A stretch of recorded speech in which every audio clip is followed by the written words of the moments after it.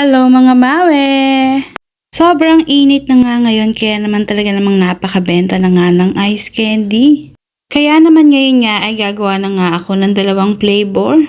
So doblehin nga lang natin ngayon ang mga ingredients sa paggawa ng ice candy. So ganito na nga ang aking ginawa mga mawe. Sa isang kaserolang malaki nga ay naglagay ako ng 5 litrong tubig. Nilagyan ko rin ng 2.5 cup ng asukal at 2 can ng evap. Nung medyo kumikibot-kibot na nga yan ay unti-unti ko na nga nilagay yung tinunaw kong cornstarch. 2.5 cup ng cornstarch nga ang tinunaw ko sa 2.5 cup din ng tubig. Habang nilalagay ko nga yung cornstarch ay hinahalo-halo ko nga rin siya mga mawe para hindi nga siya mamuo. Siguraduhin nga nating mga mawe na kukulo siya na maigi para maluto talaga yung cornstarch. Nang kumulo na nga ay pinaghati ko na nga siya sa 2 lalagyanan. Dahil 2 magkaibang flavor nga ang ating gagawin kaya naman kailangan ay equally divided nga yan. Itong isa nga ay gagawin kong chocolate flavor. Request nga rin to ng mga bata rito dahil hindi pa nga ako nakakagawa nito. Syempre para nga sulit, nilagyan ko nga ng konting tubig ang ating can para naman matanggal yung mga natira-tira dyan, diba? Hindi ko na nga lang nakuha na ng video mga mawe pero nilagyan ko nga pala ng 2 pack ng Milo.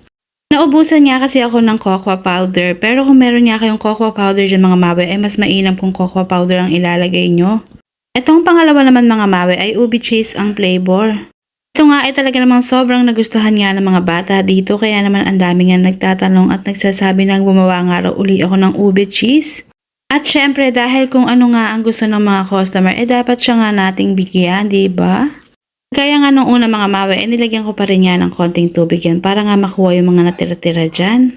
Patay na nga pala mga mawe yung apoy niya nung mga nilagay ko nga yung mga flavor natin.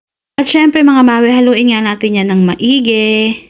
Tulad nga rin ulit nung kanina mga mawe, ay hindi ko nga lang din ulit na videohan pa yung aking mga sumunod na ginawa nga dyan.